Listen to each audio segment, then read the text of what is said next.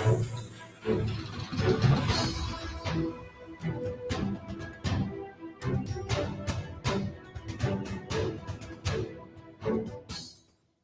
Radio USA ਸੁਣ ਰਹੇ ਸਾਰੇ ਸਰੋਤਿਆਂ ਨੂੰ ਪਿਆਰ ਸਤਿਕਾਰ ਸਹਿਤ ਸਤਿ ਸ੍ਰੀ ਅਕਾਲ। ਅਪਡੇਟ ਅਮਰੀਕਾ ਦੇ ਵਿੱਚ ਆਪ ਸਭ ਦਾ ਸਵਾਗਤ ਹੈ। ਮੈਂ ਰਾਜਕਨਵੀਰ ਸਿੰਘ, ਜੁੜ ਚੁੱਕੇ ਨੇ ਹਰਜੋਤ ਸਿੰਘ ਖਾਲਸਾ ਜੀ। ਸਵਾਗਤ ਹੈ, ਸਤਿ ਸ੍ਰੀ ਅਕਾਲ ਜੀ।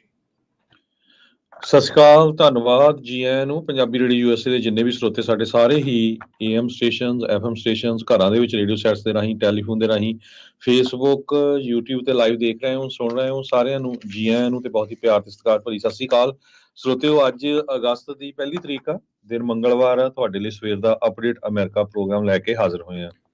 ਪ੍ਰੋਗਰਾਮ ਦੀ ਸ਼ੁਰੂਆਤ ਕਰਨ ਤੋਂ ਪਹਿਲਾਂ ਸਾਡੇ ਸਪਾਂਸਰਸ ਦਾ ਧੰਨਵਾਦ। ਖਾਲਸਾ ਇੰਸ਼ੋਰੈਂਸ ਏਜੰਸੀ, ਜਿਨ੍ਹਾਂ ਦੇ ਕੋਲੋਂ ਹਰ ਇੱਕ ਤਰੀਕੇ ਦੀ ਇੰਸ਼ੋਰੈਂਸ ਕਰਵਾ ਸਕਦੇ ਹੋ। ਇੰਸ਼ੋਰੈਂਸ ਬਾਰੇ ਪਤਾ ਕਰਨ ਲਈ ਕਾਲ 408-272-2500।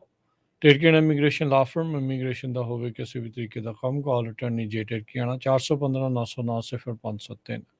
Manjeet Singh Kular, Avtar Singh Manzil Clovis, Satnam Singh, Amarjit Singh Dosanjh, Sunny Purewal Yuba City, Lakhvir Samra Texas, Paramjit Singh Deol Fresno, Amarjit Singh Stockton, Jarnail Singh Johal, Harnek Singh Pabla Renton Washington, Dharam Singh Fowler, Sarabjit Singh Rendon gas and food Elko Nevada, Harjit Singh Lathrop Antelope truck stop Burns Wyoming, Gurmel Singh Balbir Bassi ਐਲ ਗਲੋਵ, ਕਰਨੈਲ ਸਿੰਘ ਰੰਧਾਵਾ ਟਰਲੌਕ। ਸਾਰਿਆਂ ਦਾ ਧੰਨਵਾਦ। ਤੁਸੀਂ ਵੀ ਇਸ ਪ੍ਰੋਗਰਾਮ ਨੂੰ ਸਪਾਂਸਰ ਕਰਨਾ ਚਾਹੁੰਦੇ ਹੋ, ਕਾਲ 408-722-7698। ਅੱਜ ਦੀਆਂ ਖਬਰਾਂ ਚਲੀਏ ਤੇ ਹੰਟਰ ਬਾਈਡਨ ਹੁਣੀ ਆ ਕਾਫੀ ਪ੍ਰੋਬਲਮ ਦੇ ਵਿੱਚ ਚੱਲ ਰਹੇ ਹੈਗੇ ਆ। ਕਾਰਨ ਕੀ ਆ ਭਈ, ਆਪਾਂ ਨੂੰ ਪਤਾ ਹੈ ਵੀ ਕਾਫੀ ਲੰਮੇ ਸਮੇਂ ਤੋਂ ਉਹਨਾਂ ਦੇ ਬਿਜ਼ਨਸ ਨੂੰ ਲੈ ਕੇ ਲਾ ਸੂਟ ਵੀ ਚੱਲ ਰਹੇ ਆ। ਅੱਜ ਕੱਲ ਹੀਅਰਿੰਗ ਵੀ ਚੱਲ ਰਹੀ ਹੈਗੀ ਆ ਵਾਸ਼ਿੰਗਟਨ ਦੇ ਵਿੱਚ। ਤੇ ਹੰਟਰ ਬਾਈਡਨ ਦੇ ਇੱਕ ਬਿਜ਼ਨਸ ਪਾਰਟਨਰ ਆ ਡੇਵਨ ਆਰਚਰ। ਉਹਨਾਂ ਨੇ ਇਹ ਕਿਹਾ ਵੀ ਇੱਕ ਚਾਈਨਾ ਦਾ ਬਹੁਤ ਹੀ ਅਮੀਰ ਬੰਦਾ ਸੀਗਾ, ਬਿਜ਼ਨਸ ਓਨਰ, ਉਸ ਨੇ ਸਾਨੂੰ $multi-million ਦਾ ਇੱਕ ਵੈਂਚਰ ਸੈਟਅਪ ਕਰਨ ਦੇ ਲਈ ਹੈਲਪ ਕੀਤੀ ਸੀ। ਤੇ ਉਸਨੇ ਇਹ ਕਿਹਾ ਸੀ ਵੀ ਜਿਹੜਾ ਲਾਸਟ ਨੇਮ ਆ ਹੰਟਰ ਬਾਈਡਨ ਦਾ, ਵੀ ਮੈਂ ਉਹ ਬਹੁਤ ਪਸੰਦ ਕਰਦਾ, ਕਿਉਂਕਿ ਇਹ ਸਿਰਫ ਇਸ ਕਰਕੇ ਕਿ ਉਸ ਟਾਈਮ ਦੇ ਉੱਤੇ ਪ੍ਰੈਜ਼ੀਡੈਂਟ ਜੋ ਬਾਈਡਨ ਹੁਣੀ ਜੋ ਆ ਉਹ ਵਾਈਸ ਪ੍ਰੈਜ਼ੀਡੈਂਟ ਸੀਗੇ। ਸੋ ਇਹਦਾ ਮਤਲਬ ਇਹ ਆ ਵੀ ਉਹਨਾਂ ਦੇ ਕਨੈਕਸ਼ਨ ਸੀਗੇ। 2011 ਦੇ ਵਿੱਚ ਹੰਟਰ ਬਾਈਡਨ ਨੇ ਜੋ ਡੇਵਨ ਆਰਚਰ ਆ, ਇਹਨਾਂ ਨੇ ਰਲ ਕੇ ਚੀਫ ਫੈਂਗ, ਇੱਕ ਚਾਈਨੀਜ਼ ਬਿਜ਼ਨਸਮੈਨ ਜਿਸ ਨੂੰ ਸੁਪਰ ਚੇਅਰਮੈਨ ਕਰਕੇ ਵੀ ਜਾਣਿਆ ਜਾਂਦਾ, ਉਹਦੇ ਨਾਲ ਰਲ ਕੇ ਇਹ ਬਿਜ਼ਨਸ ਸੈਟਅਪ ਕੀਤਾ ਸੀ। ਇਹਦੇ ਸੰਬੰਧ ਦੇ ਵਿੱਚ ਈਮੇਲਸ ਵੀ ਸੀਗੀਆਂ। ਹੁਣ ਜੋ ਹੰਟਰ ਬਾਈਡਨ ਉਹਨਾਂ ਦਾ ਪਾਰਟਨਰ ਆ ਡੇਵਨ ਆਰਚਰ, ਉਹ ਇਹਦੇ ਬਾਰੇ ਜੋ ਆ ਉਹਦੀ ਇੰਟਰਵਿਊ ਹੋਊਗੀ, ਉਹਦੇ ਵਿੱਚ ਉਹ ਦੱਸੂਗਾ ਵੀ ਕਿਸ ਤਰ੍ਹਾਂ ਜੋ ਅਸੀਂ ਇਹ ਬਿਜ਼ਨਸ ਕੀਤਾ ਸੀ, ਕਿਸ ਤਰ੍ਹਾਂ ਇਹਦੇ ਵਿੱਚ ਸਾਡੀ ਜਿਹੜੀ ਆ ਹੈਲਪ ਹੋਈ ਆ ਕਿ ਹੰਟਰ ਬਾਈਡਨ ਉਹਨਾਂ ਦੇ ਪੋਲੀਟੀਕਲ ਕਨੈਕਸ਼ਨ ਜੋ ਵਾਸ਼ਿੰਗਟਨ DC ਦੇ ਵਿੱਚ ਸੀਗੇ। ਅਗਲੀ ਜਿਹੜੀ ਖਬਰ ਵੱਲ ਵਧੀਏ, ਯੂਕਰੇਨ ਦੇ ਨਾਲ ਸੰਬੰਧਿਤ ਜਿਹੜੀ ਖਬਰ ਆ ਰਹੀ ਆ। ਯੂਕਰੇਨ ਨੇ ਚੇਤਾਵਨੀ ਦਿੱਤੀ ਆ ਰੂਸ ਨੂੰ, ਵੀ ਕਹਿੰਦੇ ਵੀ ਉਹਨਾਂ ਦੇ ਹੁਣ ਦੂਜੇ ਜਿਹੜੇ ਇੱਕ ਵੱਡੇ ਸਕਾਈ ਸਕ੍ਰੇਪਰ, ਉੱਚੀ ਇਮਾਰਤ ਦੇ ਵਿੱਚ ਦੂਸਰੀ ਵਾਰ ਡਰੋਨ ਅਟੈਕ ਕੀਤਾ ਗਿਆ ਆ, ਤੇ ਨਾਲ ਹੀ ਇਹਨਾਂ ਨੇ ਹੁਣ ਚੇਤਾਵਨੀ ਦਿੱਤੀ ਆ। ਇਸ ਤੋਂ ਇਲਾਵਾ ਰੂਸ ਨੇ ਕਈ ਜਿਹੜੇ ਡਰੋਨਸ ਆ ਉਹਨਾਂ ਨੂੰ ਸ਼ਾਟ ਡਾਊਨ ਵੀ ਕਰ ਦਿੱਤਾ ਸੀਗਾ। ਸੋ ਇਹ ਰਸ਼ੀਅਨ ਜਿਹੜੀ ਡਿਫੈਂਸ ਮਿਨਿਸਟਰੀ ਆ ਉਹ ਯੂਕਰੇਨ ਨੂੰ ਇਸ ਹਮਲੇ ਦੇ ਲਈ ਜ਼ਿੰਮੇਵਾਰ ਦੱਸ ਰਹੀ ਆ। ਤੇ ਉੱਦਾਂ ਯੂਕਰੇਨ ਵਾਲੇ ਕਮੈਂਟ ਤਾਂ ਨਹੀਂ ਕਰ ਰਹੇ ਵੀ ਅਸੀਂ ਇਹ ਜਿਹੜਾ ਕੀਤਾ, ਪਰ ਮੰਨਿਆ ਇਹੀ ਜਾ ਰਿਹਾ ਆ ਵੀ ਯੂਕਰੇਨ ਦੇ ਦੁਆਰਾ ਹੀ ਇਹ ਹਮਲੇ ਕੀਤੇ ਜਾ ਰਹੇ ਨੇ ਰੂਸ ਦੇ ਵਿੱਚ। ਸੋ ਇੱਕ ਇਹਨਾਂ ਦੀ ਹੋਰ ਸਰਕਾਰੀ ਬਿਲਡਿੰਗ ਦੇ ਉੱਤੇ ਵੀ ਪਹਿਲਾਂ ਕੁਝ ਦਿਨ ਪਹਿਲਾਂ ਹਮਲਾ ਜਿਹੜਾ ਆ ਉਹ ਇਸੇ ਤਰ੍ਹਾਂ ਡਰੋਨ ਦੇ ਨਾਲ ਹੋਇਆ ਸੀਗਾ। ਸੋ ਸੀ ਡਰੋਨਸ ਨੂੰ ਲੈ ਕੇ ਤੇ ਹੋਰ ਸਾਰੀਆਂ ਚੀਜ਼ਾਂ ਜਿਹੜੀਆਂ ਇਸ ਟਾਈਮ ਚੱਲ ਰਹੀਆਂ ਆ। ਰਸ਼ੀਆ ਦੇ ਕਹਿੰਦੇ ਨੇਵਲ ਸ਼ਿਪਸ ਦੇ ਉੱਤੇ ਵੀ ਜਿਹੜੇ ਬਲੈਕ ਸੀ ਆ ਉਸ ਵਿੱਚ ਹਮਲੇ ਕੀਤੇ ਜਾ ਰਹੇ ਆ। ਤੇ ਰੂਸ ਤੇ ਇੱਥੋਂ ਤੱਕ ਵੀ ਦਾਅਵਾ ਕਰ ਰਿਹਾ ਆ ਵੀ ਸਿਵਿਲੀਅਨ ਸ਼ਿਪਸ ਨੂੰ ਵੀ ਟਾਰਗੇਟ ਕੀਤਾ ਜਾ ਰਿਹਾ ਆ, ਜਿਸ ਨੂੰ ਇਹਨਾਂ ਨੇ ਯੂਕਰੇਨ ਵਾਲਿਆਂ ਨੇ ਰੱਦ ਕੀਤਾ ਹੈ। ਯੂਕਰੇਨ ਦੇ ਵਿੱਚ ਇਹ ਜਿਹੜਾ ਰੂਸ ਨੇ ਕਿਹਾ ਸੀਗਾ ਵੀ ਅਸੀਂ ਛੋਟੀ ਜਿਹੀ ਜਾਂ ਬਹੁਤ ਹੀ ਥੋੜ੍ਹੇ ਸਮੇਂ ਦੇ ਲਈ ਇੱਕ ਸਪੈਸ਼ਲ ਅਟੈਕ ਕਹਿ ਲਓ ਵੀ ਉਹ ਕਰਨਾ ਆ, ਮਿਲਟਰੀ ਓਪਰੇਸ਼ਨ ਕਰਨਾ ਆ, ਪਰ ਉਸ ਨੂੰ ਚੱਲਦਿਆਂ 500 ਦਿਨ ਤੋਂ ਵੱਧ ਦਾ ਵਕਫਾ ਹੋ ਚੁੱਕਾ ਆ।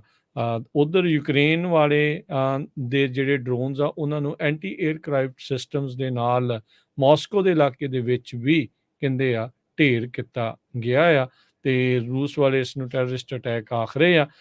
ਪਰ ਆਪਾਂ ਨੂੰ ਇਹ ਵੀ ਪਤਾ ਹੈ ਨਾਲ ਦੇ ਨਾਲ ਵੀ ਯੂਕਰੇਨ ਦੇ ਉੱਤੇ ਵੀ ਲਗਾਤਾਰ ਇਹਨਾਂ ਨੇ ਹਮਲੇ ਜਿਹੜੇ ਉਹ ਜਾਰੀ ਕੀਤੇ ਆ।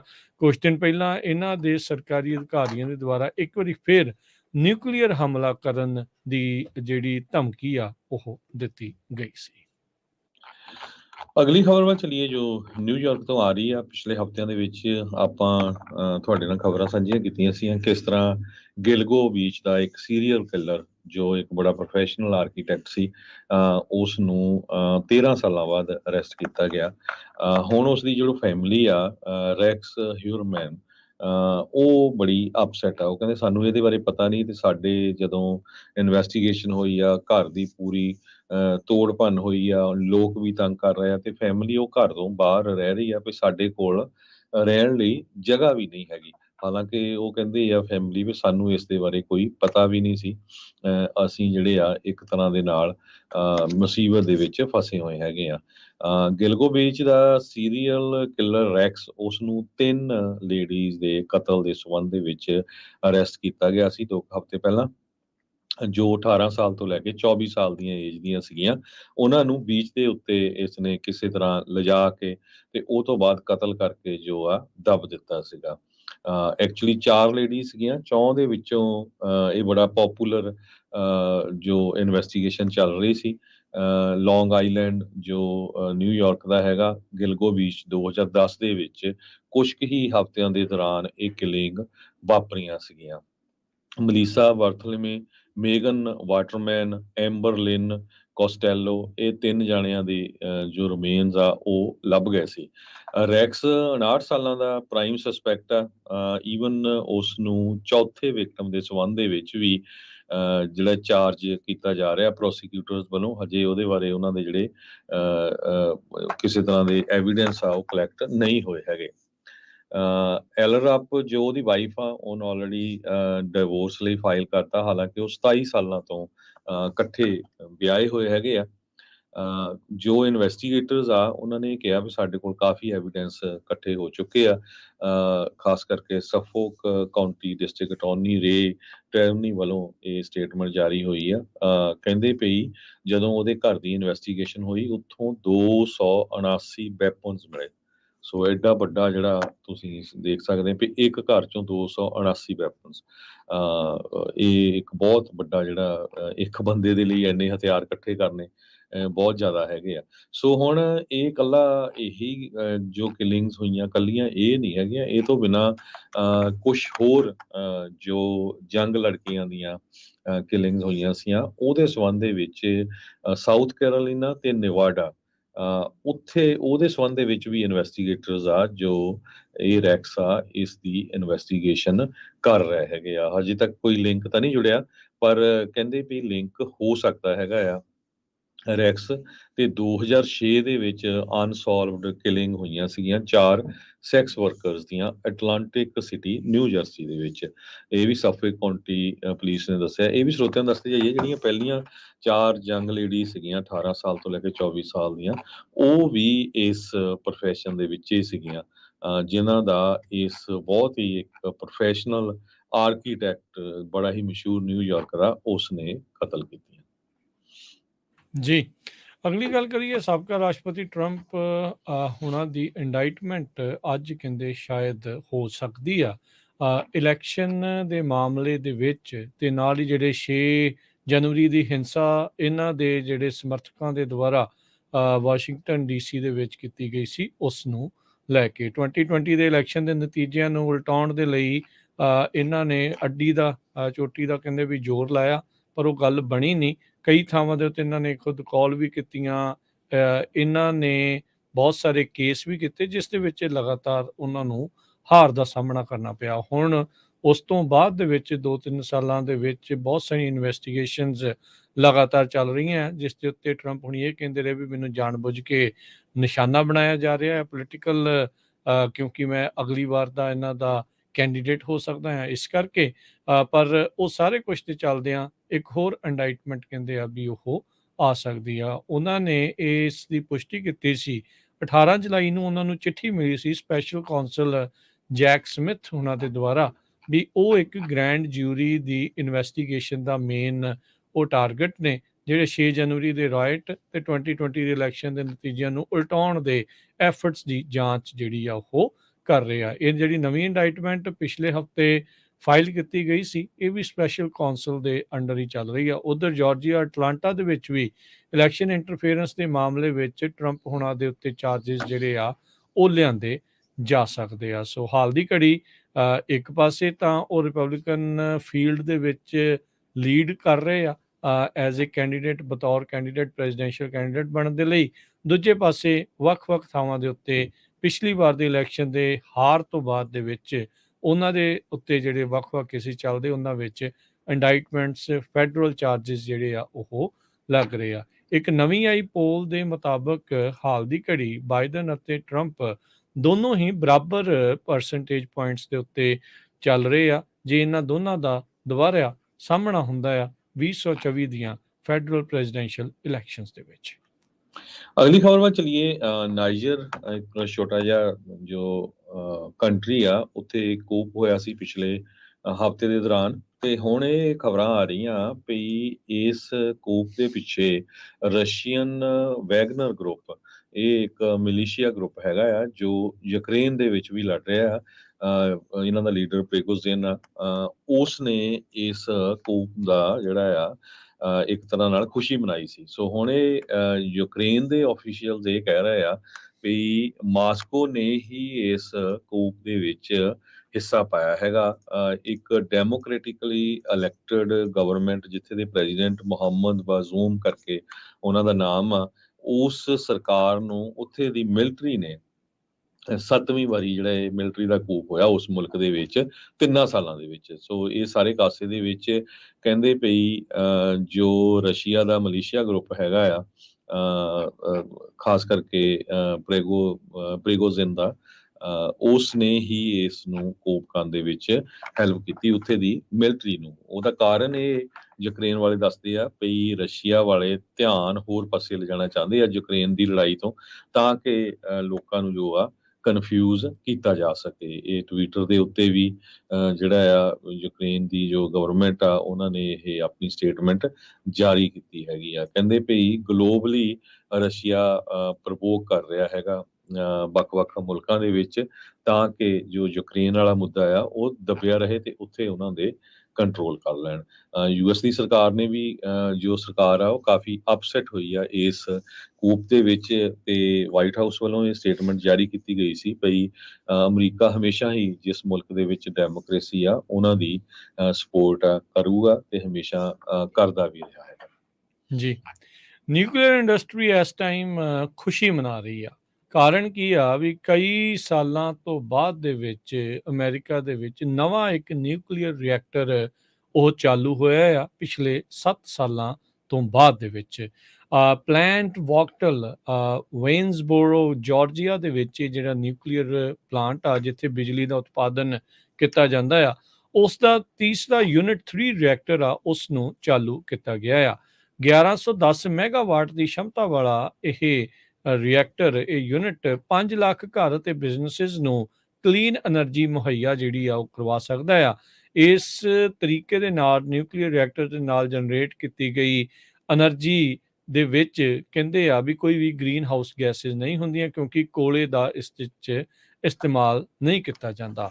ਪਿਛਲੀ ਵਾਰ ਲਾਸਟ ਟਾਈਮ ਜਿਹੜਾ ਕਿਸੇ ਨਵੇਂ ਨਿਊਕਲੀਅਰ ਰਿਐਕਟਰ ਨੇ ਪਾਵਰ ਜਿਹੜੀ ਗ੍ਰਿਡ ਨੂੰ ਦੇਣੀ ਸ਼ੁਰੂ ਕੀਤੀ ਸੀ ਉਹ ਅਕਤੂਬਰ 2016 ਦੇ ਵਿੱਚ ਸੀਗਾ।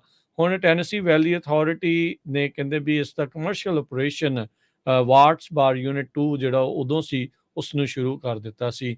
ਕੱਲ ਇਹ ਪਹਿਲੀ ਵਾਰ ਜਿਹੜਾ ਇਹ ਹੋਇਆ ਆ ਵੀ ਯੂਨਾਈਟਿਡ ਸਟੇਟਸ ਦੇ ਇਲੈਕਟ੍ਰਿਕ ਗ੍ਰਿਡ ਦੇ ਵਿੱਚ 7 ਸਾਲਾਂ ਬਾਅਦ ਨਿਊਕਲੀਅਰ ਰਿਐਕਟਰ ਦਾ ਆਗਾਜ਼ ਇੱਕ ਵਾਰੀ ਫੇਰ ਕੀਤਾ ਗਿਆ ਆ। ਕੈਲੀਫੋਰਨੀਆ ਦੇ ਵਿੱਚ ਇੱਕੋ ਇੱਕ ਬਚਿਆ ਜਿਹੜਾ ਨਿਊਕਲੀਅਰ ਪਲਾਂਟ ਸੀ ਉਸ ਨੂੰ ਵੀ ਬੰਦ ਕਰਨ ਵੱਲ ਨੂੰ ਕੋਸ਼ਿਸ਼ਾਂ ਚੱਲ ਰਹੀਆਂ ਸੀ। ਇੱਕ ਪਾਸੇ ਆਪਾਂ ਇਹ ਕੋਸ਼ਿਸ਼ਾਂ ਕਰ ਰਹੇ ਹਾਂ ਵੀ ਗ੍ਰੀਨ ਹਾਊਸ ਗੈਸਿਸ ਘਟਣ ਤੇ ਦੂਜੇ ਪਾਸੇ ਪਰ ਨਿਊਕਲੀਅਰ ਪਲਾਂਟ ਦੇ ਉਲਟ ਵੀ ਕਾਫੀ ਇੱਕ ਕਹਿ ਸਕਦੇ ਹਾਂ ਵੀ ਲੌਬਿੰਗ ਵੀ ਚੱਲਦੀ ਆ ਤੇ ਲੋਕ ਇਸ ਨੂੰ ਥੋੜਾ ਜਿਹਾ ਰਿਸਕੀ ਵੀ ਜਿਹੜਾ ਆ ਕਾਫੀ ਮੰਨਦੇ ਆ। ਸੋ ਹੁਣ ਇਹ ਯੂਨਿਟ 3 ਰਿਐਕਟਰ ਪਲਾਂਟ ਵੌਕਟਲ ਦੇ ਵਿੱਚ ਸ਼ੁਰੂ ਹੋ ਚੁੱਕਾ ਆ। ਉਸਨੇ ਆਪਣਾ ਕਮਰਸ਼ੀਅਲ ਆਪਰੇਸ਼ਨ ਸ਼ੁਰੂ ਕਰ ਦਿੱਤਾ ਆ। ਮਾਰਚ ਮਹੀਨੇ ਦੇ ਵਿੱਚ ਇਸ ਦੇ ਪ੍ਰੀਲਿਮਿਨਰੀ ਟੈਸਟ ਹੋਣੇ ਸ਼ੁਰੂ ਹੋ ਚੁੱਕੇ ਸੀਗੇ। ਸੋ ਕਹਿੰਦੇ ਵੀ ਇਸ ਯੂਨਿਟ ਦੇ ਨਾਲ, ਇਸ ਰਿਐਕਟਰ ਦੇ ਨਾਲ ਘੱਟੋ ਘੱਟ ਅਗਲੇ 60 ਤੋਂ 80 ਸਾਲ ਤੱਕ ਜਿਹੜੇ ਕਸਟਮਰਸ ਆ ਉਹਨਾਂ ਨੂੰ ਬਿਜਲੀ ਉਤਪਾਦਨ ਕਰਕੇ ਜਿਹੜੀ ਉਹ ਦਿੱਤੀ ਜਾਂਦੀ ਰਹੇਗੀ। ਸੋ ਨਿਊਕਲੀਅਰ ਇੰਡਸਟਰੀ ਇਸ ਨੂੰ ਖੁਸ਼ੀ ਮਨਾ ਰਹੀ ਆ। ਸੋ ਬਹੁਤ ਸਾਰੇ ਮੁਲਕ, ਬਹੁਤ ਸਾਰੇ ਸੂਬੇ ਜਿਹੜੇ ਆਪਣੇ ਗ੍ਰੀਨ ਹਾਊਸਿਸ ਗੈਸਿਸ ਨੂੰ ਜਾਂ ਕਲੀਨ ਐਨਰਜੀ ਵੱਲ ਨੂੰ ਵਧਣਾ ਚਾਹੁੰਦੇ ਆ। ਜਿੱਦਾਂ ਕੈਲੀਫੋਰਨੀਆ ਵਾਲੇ ਕਹਿੰਦੇ ਵੀ ਅਸੀਂ ਗੈਸ ਵਾਲੀਆਂ ਗੱਡੀਆਂ ਵੀ ਬੰਦ ਕਰ ਦੇਣੀਆਂ, ਸਟੋਵ ਵੀ ਬੰਦ ਕਰ ਦੇਣੇ, ਸਾਰਾ ਕੁਛ ਇੱਦਾਂ ਹੌਲੀ ਹੌਲੀ ਬੰਦ ਕਰ ਦੇਣਾ।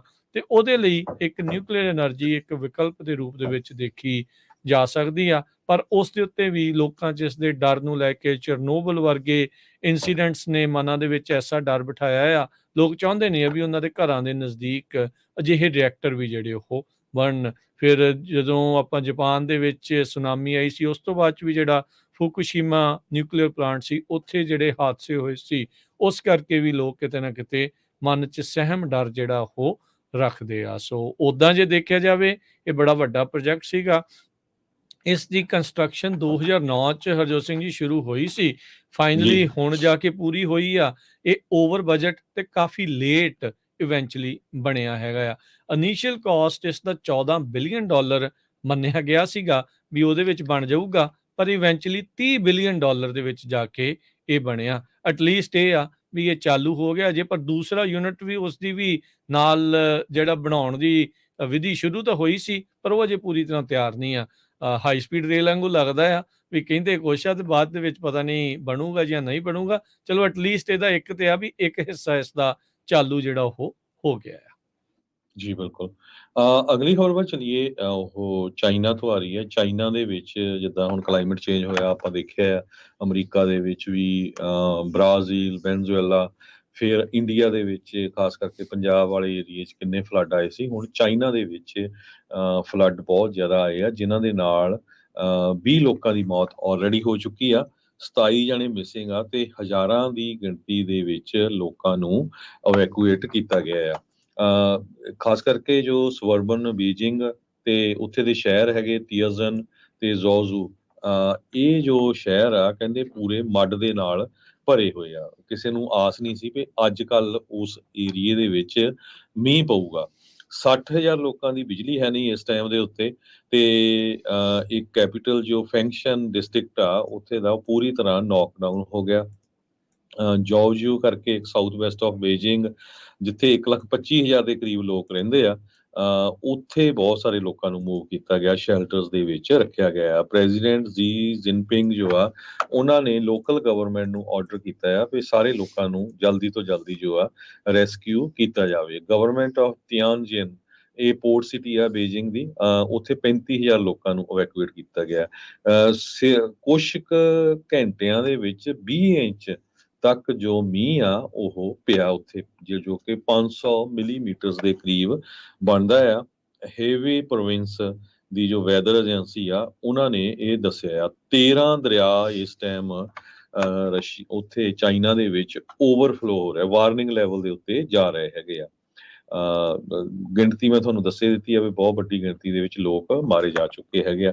ਇਸ ਤੋਂ ਪਹਿਲਾਂ ਵੀ ਚਾਈਨਾ ਦੇ ਵਿੱਚ ਇੱਕ ਵਾਰੀ 1998 ਚ ਬੜੇ ਖਤਰਨਾਕ ਫਲੱਡ ਆਏ ਸੀ, ਜਿਨ੍ਹਾਂ ਦੇ ਨਾਲ 4150 ਲੋਕਾਂ ਦੀ ਮੌਤ ਹੋਈ ਸੀ।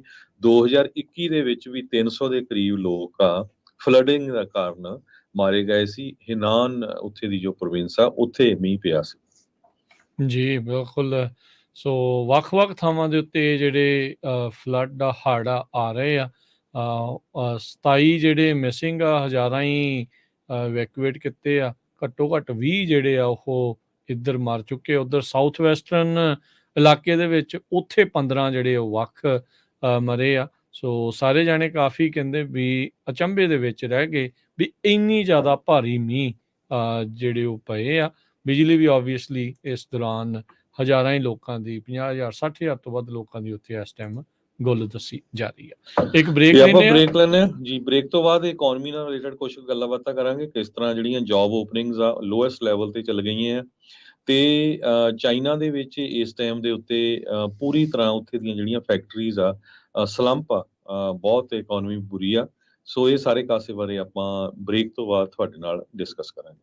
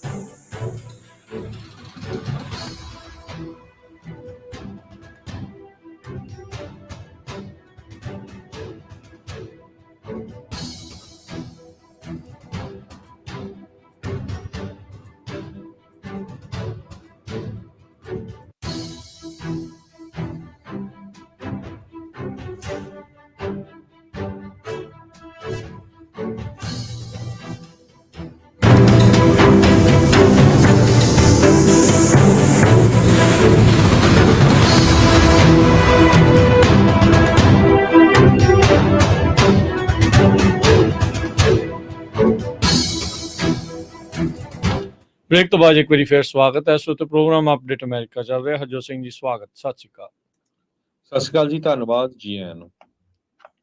ਤੇ ਅਗਲੀਆਂ ਖਬਰਾਂ ਵੱਲ ਚੱਲੀਏ। ਜਿਸ ਤਰ੍ਹਾਂ ਤੁਸੀਂ ਸਵੇਰੇ ਵੀ ਸੁਣਿਆ ਹੋਣਾ ਵੀ ਖਾਲਸਾ ਏਡ ਦੇ ਜੋ ਆਫਿਸ ਆ ਉਹਨਾਂ ਦੇ ਉੱਤੇ ਜੋ NIA ਉੱਥੇ ਦੀ ਏਜੰਸੀ ਹੈਗੀ ਇੰਡੀਆ ਦੀ, ਉਹਨਾਂ ਨੇ ਛਾਪੇ ਮਾਰੇ ਆ। ਇਹ ਹੁਣ ਸਾਰਿਆਂ ਨੂੰ ਪਤਾ ਹੀ ਆ ਵੀ ਖਾਲਸਾ ਏਡ ਦੇ ਵਿੱਚ ਕਿੱਡਾ ਕੁ ਉੱਥੇ ਕਿਤੇ ਬੰਬ ਹੁੰਦੇ ਆ ਉਹਨਾਂ ਦੇ ਵਿੱਚ ਰੱਖੇ ਹੋ ਜਾਂ ਬਹੁਤ ਹਥਿਆਰ ਰੱਖੇ ਹੁੰਦੇ ਆ।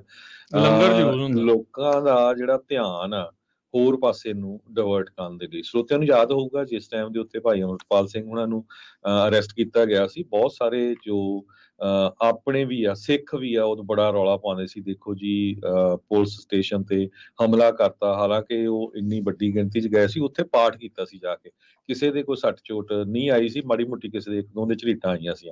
ਹੁਣ ਕੱਲ ਹਰਿਆਣੇ ਦੇ ਵਿੱਚ ਇੰਨਾ ਹੀ ਜਿਹੜੇ ਰਾਇਟਸ ਹੋ ਰਹੇ ਆ, ਇੱਕ ਪੂਰਾ ਸਟੇਸ਼ਨ ਹੀ ਜਾਲ ਦਿੱਤਾ, ਪੁਲਿਸ ਸਟੇਸ਼ਨ ਤੇ ਸੱਟਾਂ ਵੀ ਲੱਗੀਆਂ ਪੁਲਿਸ ਵਾਲਿਆਂ ਦੇ, ਮੌਤਾਂ ਵੀ ਹੋਈਆਂ ਹੈਗੀਆਂ। ਹੁਣ ਉਹ ਸਾਰੇ ਜਿਹੜੇ ਆ ਚੁੱਪ ਹੈਗੇ ਆ।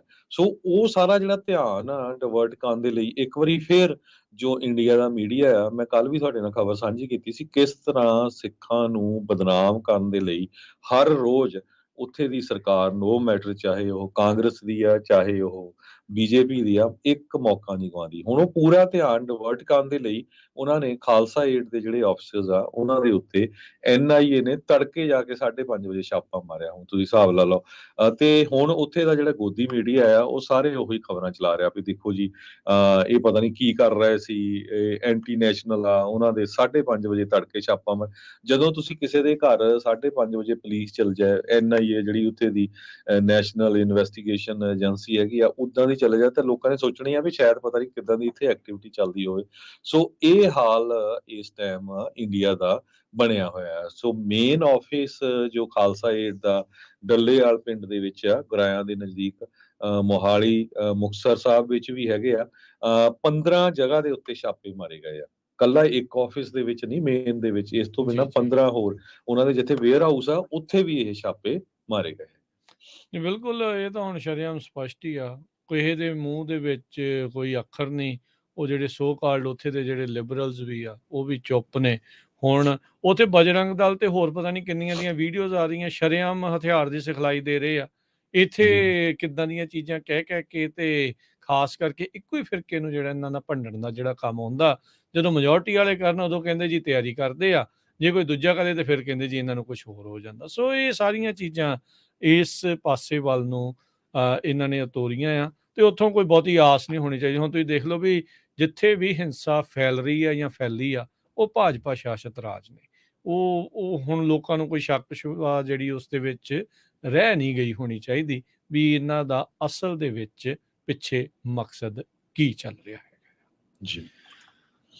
ਅਗਲੀ ਜਿਹੜੀ ਹਰਜੋਤ ਸਿੰਘ ਜੀ ਇਕਨੋਮੀ ਦੇ ਨਾਲ ਵੀ ਜੇ ਆਪਾਂ ਗੱਲਾਂ ਬਾਤਾਂ ਜੇ ਕਰਦੇ ਜਾਈਏ, AI ਦੇ ਨਾਲ ਵੀ ਤੇ ਇਕਨੋਮੀ ਦੋਨੋਂ ਚੀਜ਼ਾਂ ਹੁਣ ਨਾਲ ਇਕੱਠੀਆਂ ਹੀ ਚੱਲ ਰਹੀਆਂ ਆ। ਕਹਿੰਦੇ ਵੀ ਜਿਹੜੀ ਆਰਟੀਫਿਸ਼ੀਅਲ ਇੰਟੈਲੀਜੈਂਸੀ ਆ ਉਸ ਇੱਕ ਹੁਣ ਕੋਲੀਜਨ ਕੋਰਸ ਦੇ ਉੱਤੇ ਉਸ ਦਾ ਟਕਰਾਅ ਹੋਣਾ ਆ ਜਿਹੜੀ ਵਾਈਟ ਕਾਲਰ ਜੌਬਸ ਤੇ ਹਾਈ ਪੇਇੰਗ ਜੌਬਸ ਆ ਉਹਨਾਂ ਦੇ ਨਾਲ, ਤੇ ਇਹਦਾ ਇੰਪੈਕਟ ਕਿੰਨਾ ਕੁ ਭਿਆਨਕ ਹੋਣਾ ਆ ਇਸ ਦੇ ਬਾਰੇ ਪਤਾ ਨਹੀਂ।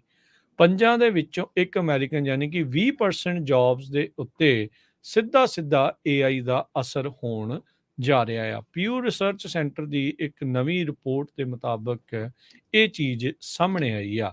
ਆਰਟੀਫਿਸ਼ੀਅਲ ਇੰਟੈਲੀਜੈਂਸ ਦੇ ਉਦਾਹਰਨਾਂ ਦੇ ਵਿੱਚ ਜਿੱਦਾਂ ਚੈਟ GPT, ਹੋਰ ਬਹੁਤ ਸਾਰੀਆਂ ਨਵੇਂ ਪਲੱਗਇਨਸ ਉਹ ਆ ਰਹੇ ਆ। ਉਹਦੇ ਵਿੱਚ ਉਹ ਇਹਨਾਂ ਵਾਈਟ ਕਾਲਰ ਜੌਬਸ ਦੇ ਉੱਤੇ ਕਾਫੀ ਖਤਰਾ ਬਣਿਆ ਪਿਆ ਆ। ਇਸ ਮੌਕੇ ਟੈਕਨੋਲੋਜੀ ਕੰਪਨੀਜ਼ ਵੀ ਚੈਟ GPT ਵਰਗੇ ਜਾਂ AI ਦੇ ਹੋਰ ਮਾਡਲਸ ਦੇ ਉੱਤੇ ਨਜ਼ਰ ਟਿਕਾਈ ਬੈਠੇ ਆ। ਉਹ ਕਹਿੰਦੇ ਵੀ ਸਾਨੂੰ ਇਨਸਾਨਾਂ ਦੀ ਕਿਉਂ ਲੋੜ ਹੋਊਗੀ ਜਦੋਂ ਇੱਕ ਮੀਨੀਅਲ ਜੌਬ AI ਨੇ ਬੜੀ ਆਸਾਨੀ ਦੇ ਨਾਲ ਜਿਹੜਾ ਉਹ ਕਰ ਜਾਣਾ ਆ। ਟੈਕਨੋਲੋਜੀ ਇੱਕ ਐਸੀ ਕਰਵਟ ਲੈਣ ਦੇ ਤਾਦਾਦ ਦੇ ਉੱਤੇ ਜਿਹੜੀ ਬੈਠੀ ਹੋਈ ਆ, ਜਿਸ ਕਰਕੇ ਬਹੁਤ ਸਾਰੀ ਦੁਨੀਆ ਦੇ ਉੱਤੇ ਇੱਕ ਵੱਡਾ ਅਸਰ ਪੈਣਾ ਆ।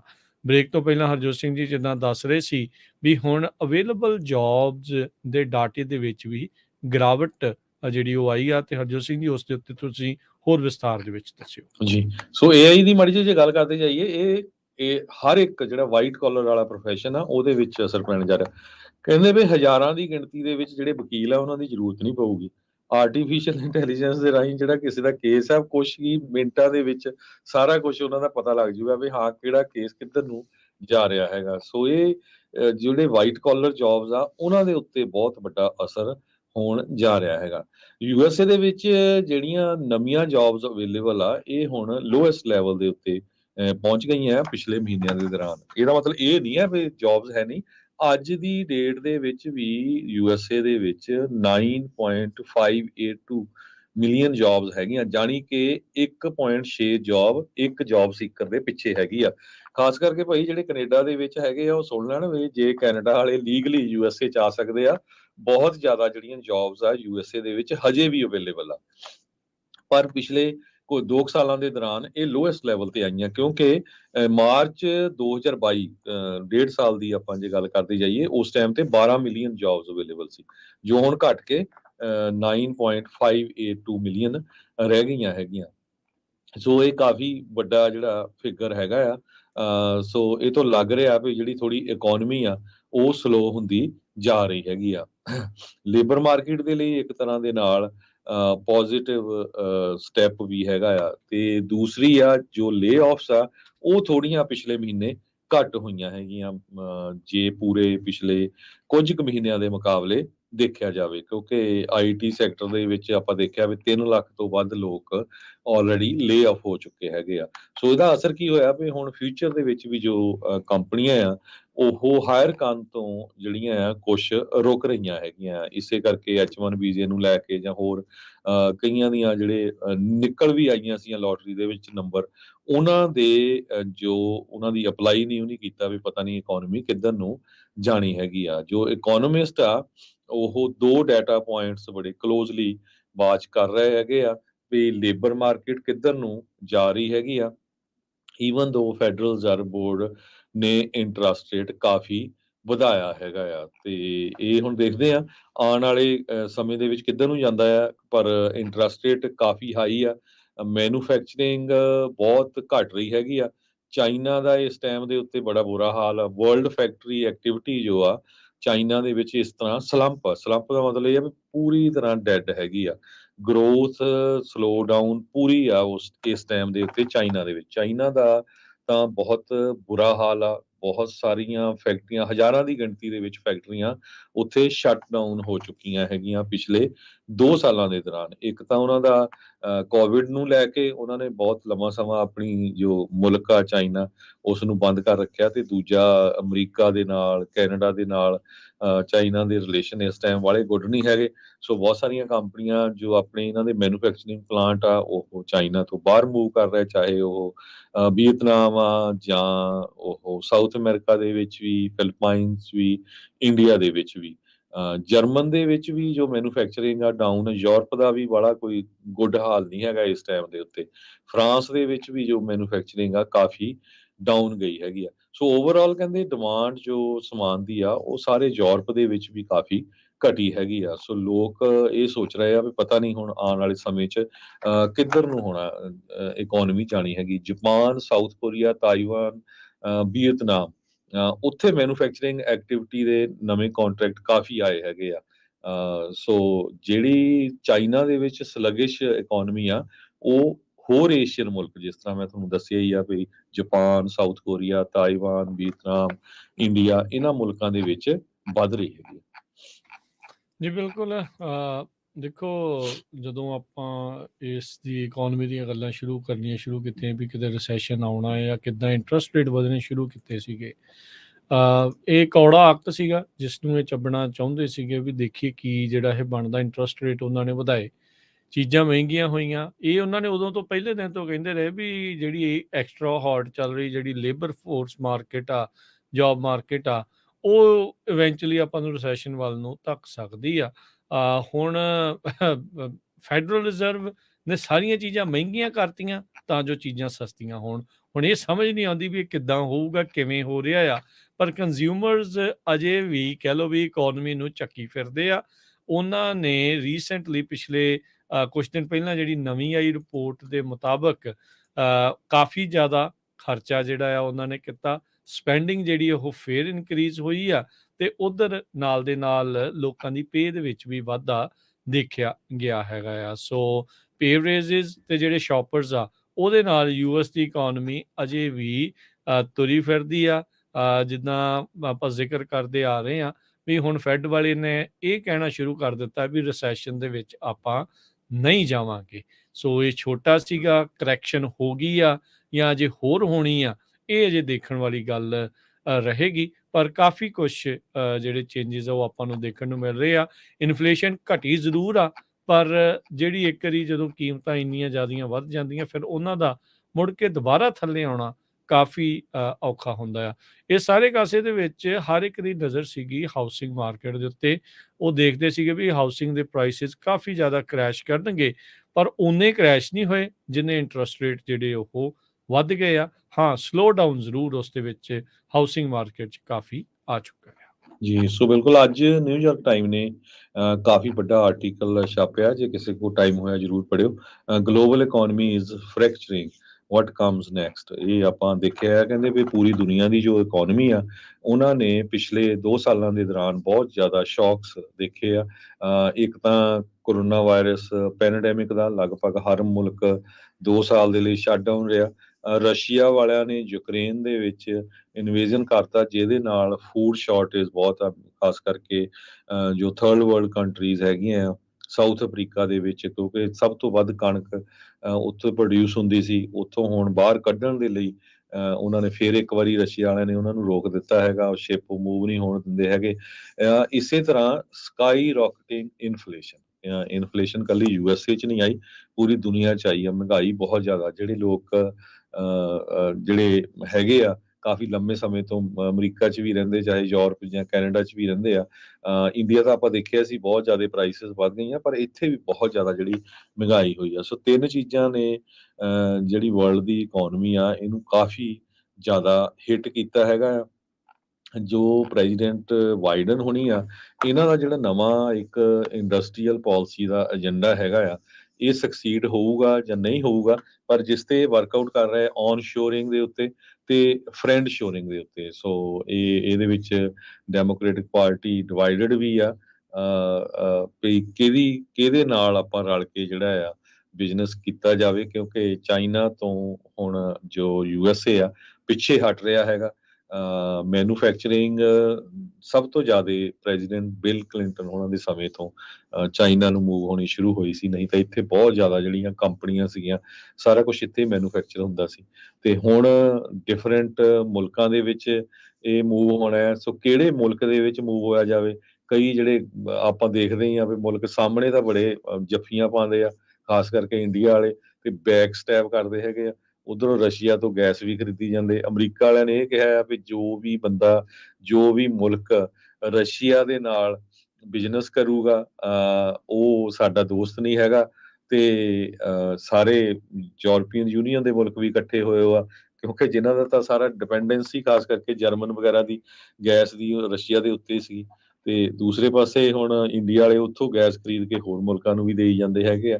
ਸੋ ਇਸ ਕਰਕੇ ਜਦੋਂ ਮੋਦੀ ਸਾਹਿਬ ਆਏ ਸੀ, ਤੁਸੀਂ ਦੇਖਿਆ ਹੀ ਆ ਕਿ ਇੱਕ ਪਾਸੇ ਤਾਂ ਉਹਨਾਂ ਦਾ ਜਿਹੜਾ ਜੀਐਨ ਨੂੰ ਵੀ ਬੜਾ ਕਿਹਾ ਜਾ ਰਿਹਾ ਸੀ, ਦੂਜੇ ਪਾਸੇ ਪੂਰੇ ਮੀਡੀਆ ਦੇ ਵਿੱਚ ਫਿਰ ਮੋਦੀ ਸਾਹਿਬ ਦਾ ਜਲੂਸ ਵੀ ਪੂਰਾ ਕੱਢਿਆ ਗਿਆ। ਸੋ ਇਹ ਦੋਨੋਂ ਹੀ ਪਾਲਿਸੀਆਂ ਜਿਹੜੀਆਂ ਚੱਲ ਰਹੀਆਂ ਹੈਗੀਆਂ ਪੂਰੀ ਦੁਨੀਆ ਦੇ ਵਿੱਚ ਇਸ ਵੇਲੇ ਕਾਫੀ ਵੱਡਾ ਸ਼ੇਕਅਪ ਹੈ। ਕਾਫੀ ਜਿਹੜਾ ਵਧੀਆ ਆਰਟੀਕਲ ਆ, ਮਾਰਟਨ ਵੋਲਫ ਉਹਨਾਂ ਨੇ ਇਹ ਆਰਟੀਕਲ ਲਿਖਿਆ ਨਿਊਯਾਰਕ ਟਾਈਮ ਦੇ ਵਿੱਚ। ਜੀ ਜੀ, ਬਿਲਕੁਲ।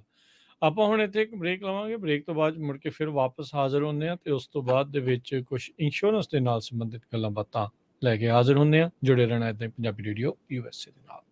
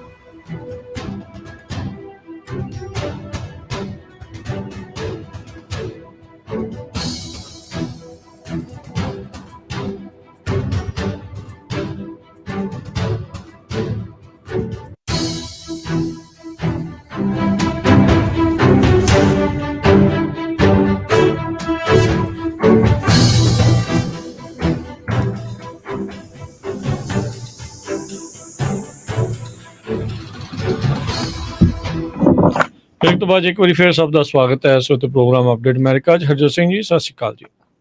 ਸਤਿ ਸ਼੍ਰੀ ਅਕਾਲ, ਧੰਨਵਾਦ ਜੀ ਆਇਆਂ ਨੂੰ।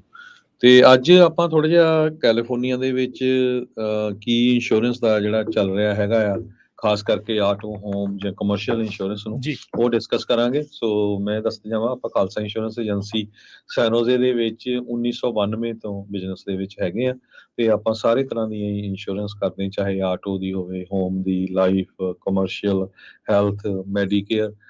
ਤੇ ਸਾਡਾ ਲਾਇਸੈਂਸ ਨੰਬਰ ਹੈਗਾ 0F898005। ਦੋ ਆਫਿਸਿਸ ਆ ਸਾਡਾ, ਇੱਕ ਸੈਨੋਜ਼ੇ 'ਚ ਹੈ, ਇੱਕ ਫਰਿਜ਼ਨੋ ਦੇ ਵਿੱਚ ਹੈਗਾ। ਹਾਲਾਂਕਿ ਅੱਜ ਕੱਲ੍ਹ ਸਾਰਾ ਕੁਝ ਆਨਲਾਈਨ ਹੀ ਹੋ ਜਾਂਦਾ ਫੋਨ ਤੇ, ਤੁਹਾਨੂੰ ਪਤਾ ਹੀ ਆ।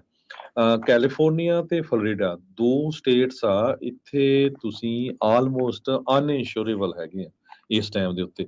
ਮੈਂ ਤੁਹਾਡੇ ਤੋਂ ਬਾਅਦ ਵੀ, ਜਦੋਂ ਤੁਸੀਂ ਹੈ ਨਹੀਂ ਸੀ, 2-3 ਸ਼ੋਅ ਕੀਤੇ ਆ ਵੀ ਆਪਣੇ ਲੋਕ ਹਜੇ ਵੀ ਸੀਰੀਅਸਲੀ ਨਹੀਂ ਲੈ ਰਹੇ ਹੈਗੇ ਜੀ ਇਸ ਨੂੰ। ਜੀ ਇੰਨੀ ਜ਼ਿਆਦਾ ਹਾਰਡ ਆ, ਜੇ ਤੁਸੀਂ ਅੱਜ ਦੀ ਡੇਟ 'ਚ ਤੁਹਾਡੇ ਕੋਲ ਇੰਸ਼ੋਰੈਂਸ ਨਹੀਂ, ਨਵੀਂ ਕਾਰ ਖਰੀਦਣੀ ਆ, ਤੁਹਾਡੀ ਕੋਈ ਵੀ ਜਿਹੜੀ ਇੰਸ਼ੋਰੈਂਸ ਕੰਪਨੀ ਆ ਮੈਜੋਰਿਟੀ 'ਚ, ਉਹ ਜਾਂ ਤਾਂ ਪਾਲਿਸੀ 10 ਦਿਨਾਂ ਬਾਅਦ ਸਟਾਰਟ ਹੋਊਗੀ ਜਾਂ 15 ਦਿਨਾਂ ਬਾਅਦ ਸਟਾਰਟ ਹੋਊਗੀ।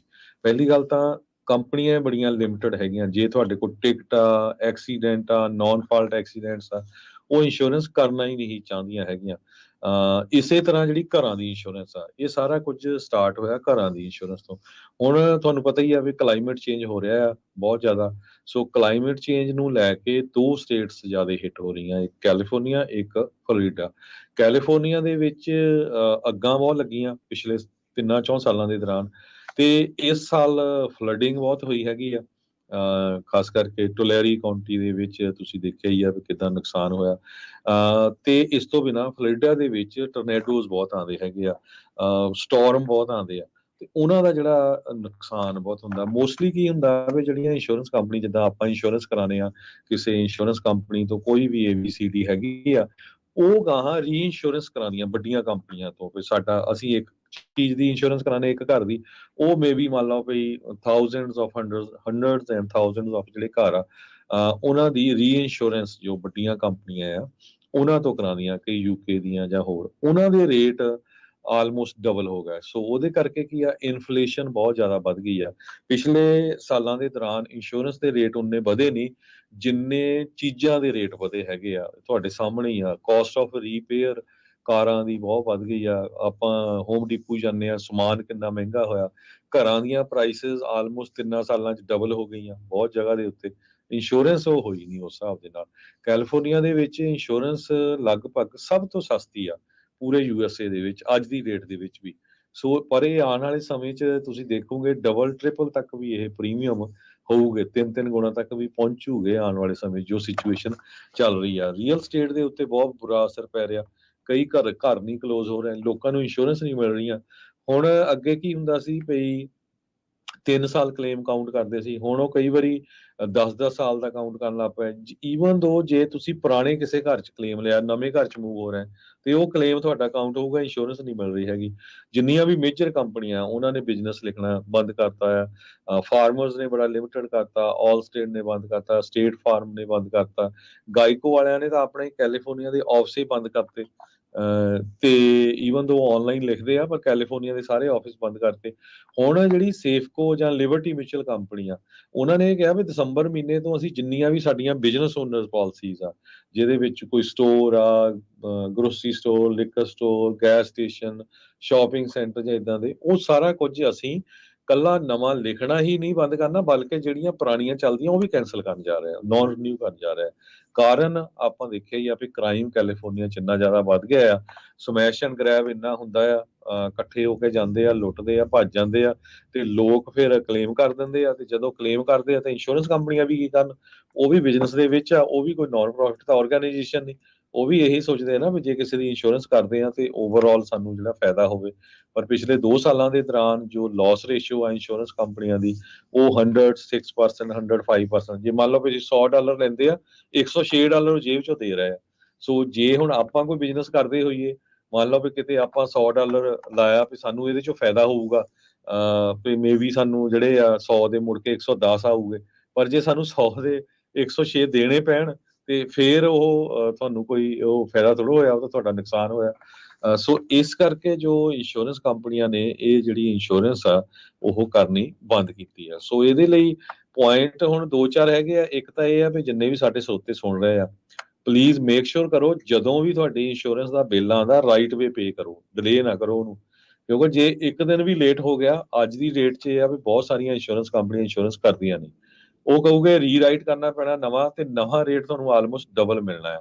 ਉਹਦੇ 'ਚ ਹੋ ਸਕਦਾ ਤੁਹਾਡੇ ਘਰਾਂ ਦਾ ਇੰਨਾ ਜ਼ਿਆਦਾ ਪੇਪਰ ਵਰਕ ਮੰਗਦੇ ਆ, ਫਰੰਟ ਦੀ ਫੋਟੋ, ਬੈਕ ਦੀ, ਸਾਈਡ ਦੀ, ਫਿਰ ਰੂਫ ਦੀ ਪਿਕਚਰ, ਫਿਰ ਤੁਹਾਡੀ ਫਰਨੇਸ ਦੀ, ਫਿਰ ਤੁਹਾਡੇ ਜਿੱਥੇ ਇਲੈਕਟ੍ਰਿਕ ਪੈਨਲ ਹੁੰਦਾ, ਬਹੁਤ ਕੁਛ, ਜਿੱਦਾਂ ਤੁਹਾਡੇ ਪ੍ਰੋਪਰਟੀ ਟੈਕਸ, ਯੂਟਿਲਿਟੀ ਬਿੱਲ, ਵੀ ਇੱਕ ਤਰ੍ਹਾਂ ਲਿਖਣਾ ਹੀ ਨਹੀਂ ਵੀ ਬੰਦੇ ਨੂੰ ਤੰਗ ਕਰਨਾ।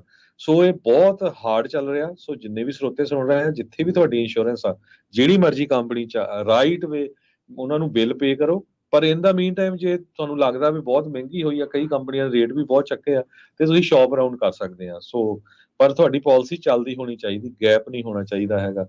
ਇੱਦਾਂ ਹੀ ਆਟੋ ਇੰਸ਼ੋਰੈਂਸ ਦਾ, ਜੇ ਕੋਈ ਕਾਰ ਖਰੀਦਣ ਦੀ ਸੋਚ ਰਿਹਾ ਤੇ ਉਹ ਪਹਿਲਾਂ ਹੀ ਆਪਣੀ ਜਿਹੜੀ ਆ ਇੰਸ਼ੋਰੈਂਸ ਆ ਉਹ ਪਲਾਨ ਕਰਕੇ ਰੱਖੋ, ਤਾਂ ਕਿ ਤੁਹਾਡੀ ਜਿਹੜੀ ਇੰਸ਼ੋਰੈਂਸ ਆ ਉਹ ਸਟਾਰਟ ਹੋ ਜਾਏ। ਇੱਦਾਂ ਨਾ ਹੋਵੇ ਵੀ ਤੁਸੀਂ ਕਾਰ ਵੀ ਲਈ ਆ ਤੇ ਫਿਰ 15 ਦਿਨ ਚਲਾ ਵੀ ਨਹੀਂ ਸਕਦੇ, ਜਾਂ 10 ਦਿਨ ਚਲਾ ਵੀ ਨਹੀਂ ਸਕਦੇ ਹੈਗੇ। ਕੁਛ ਕੁ ਕੰਪਨੀਆਂ ਅੱਜ ਦੀ ਡੇਟ ਦੇ ਵਿੱਚ ਲਿਖ ਰਹੀਆਂ, ਹਾਂ ਠੀਕ ਆ, ਉਹ ਚੀਪ ਨਹੀਂ ਹੈਗੀਆਂ, ਪਰ ਲਿਖ ਰਹੀਆਂ ਹੈਗੀਆਂ ਜੇ ਤੁਹਾਡੀ ਪਾਲਿਸੀ ਕੈਂਸਲ ਹੋ ਗਈ ਆ ਤਾਂ ਵੀ ਤੁਸੀਂ ਕਾਲ ਕਰ ਸਕਦੇ। ਬਹੁਤ ਸਾਰੇ ਜਿਹੜੇ ਫਾਇਰ ਵਾਲੇ ਏਰੀਏਜ਼ ਆ, ਜਿੱਥੇ ਅੱਗ ਲੱਗਣ ਦੇ ਚਾਂਸ ਆ, ਉੱਥੇ ਤਾਂ ਬਹੁਤ ਬੁਰਾ ਹਾਲ ਹੈ ਇਸ ਟਾਈਮ। ਤੁਹਾਨੂੰ ਅਸਾਈਨ ਰਿਸਕ ਪਲਾਨ ਜਾਂ ਨਾਨ ਸਟੈਂਡਰਡ ਇੰਸ਼ੋਰੈਂਸ ਇਦਾਂ ਦੀ ਮਿਲਦੀ ਆ ਵੀ ਤੁਸੀਂ ਸੁਣ ਕੇ ਬਲੀਵ ਇਹ ਨਹੀਂ ਕਰਨਾ ਵੀ ਹਾਂ ਯਾਰ ਇਦਾਂ ਹੋ ਰਿਹਾ। ਮੇਰਾ ਇੱਕ ਕਸਟਮਰ ਸੀ, ਉਹ ਆਲਮੋਸਟ $5500 ਪੇ ਕਰਦਾ ਸੀ ਜੀ। ਇੱਕ ਘਰ ਦਾ, ਤੇ ਉਹਦਾ ਘਰ ਠੀਕ ਆ ਥੋੜਾ ਉਸ ਪਹਾੜੀ ਵਾਲੀ ਸਾਈਡ ਤੇ ਸੀ। ਉਹ ਇੰਸ਼ੋਰੈਂਸ ਕੰਪਨੀ ਨੇ ਨਾਨ ਰਿਨਿਊ ਕਰਤੀ ਤੇ ਹੁਣ ਉਹ $60,000 ਉਹਦਾ ਪ੍ਰੀਮੀਅਮ ਆ। ਵਾਹ! ਹੁਣ ਤੁਸੀਂ ਹਿਸਾਬ ਲਾ ਲਓ ਵੀ $5000 ਤੋਂ $60,000 ਤੱਕ ਹੋ ਗਿਆ। ਕਿੱਦਾਂ ਅਫੋਰਡ ਕਰ ਜਾਂ ਸਕਦਾ ਜਦ ਬੰਦਾ? ਲੋਨ ਆ ਤੁਹਾਨੂੰ ਇੰਸ਼ੋਰੈਂਸ ਕਰਾਣੀ ਪੈਣੀ ਆ। ਸੋ ਪਲੀਜ਼ ਇਹ ਜ਼ਰੂਰ ਧਿਆਨ ਰੱਖੋ, ਕਿਉਂਕਿ ਆਪਣੀ ਪੰਜਾਬੀਆਂ ਦੀ ਆਦਤ ਆ, ਬਹੁਤ ਵਾਰ ਮੈਂ ਸ਼ੋਆਂ ਤੇ ਕਹਿੰਦਾ ਰਹਿੰਦਾ, ਆਪਾਂ ਬਿੱਲ ਨਹੀਂ ਦੇਖਦੇ ਜਾਂ ਦੇਖਦੇ ਉਹਨੂੰ ਸਿੱਟ ਦਿੰਦੇ ਆ। ਸੋ ਇਹ ਬਿਲਕੁਲ ਇੰਸ਼ੋਰੈਂਸ ਬਹੁਤ ਜ਼ਰੂਰੀ ਆ, ਇਹਨੂੰ ਮੇਕ ਸ਼ੋਰ ਕਰੋ। ਇਸੇ ਤਰ੍ਹਾਂ ਲਾਈਫ ਇੰਸ਼ੋਰੈਂਸ ਬਹੁਤ ਜ਼ਰੂਰੀ ਆ, ਉਹ ਵੀ ਚੈੱਕ ਕਰੋ। ਸਾਰਾ ਕੁਛ ਜਿਹੜਾ ਪੇਪਰ ਵਰਕ ਆ ਨਾ, ਇਹ ਹੁਣ ਧਿਆਨ ਰੱਖੋ, ਕਿਉਂਕਿ ਬਹੁਤ ਸਾਰੇ ਲੋਕ ਇਸ ਟਾਈਮ ਕਈ ਵਾਰ ਲੇ ਆਫ ਵੀ ਹੋਏ ਆ। ਕਈਆਂ ਦੇ ਜਿਹੜੇ ਬਿਜ਼ਨੈਸਸ ਆ, ਚਾਹੇ ਉਹ ਸਟੋਰਾਂ ਦੇ ਆ ਜਾਂ ਗੈਸ ਸਟੇਸ਼ਨਾਂ ਦੇ ਆ ਜਾਂ ਟਰੱਕਿੰਗ ਆ, ਸਾਰਿਆਂ ਦੇ ਸਲੋ ਵੀ ਹੈਗੇ ਆ।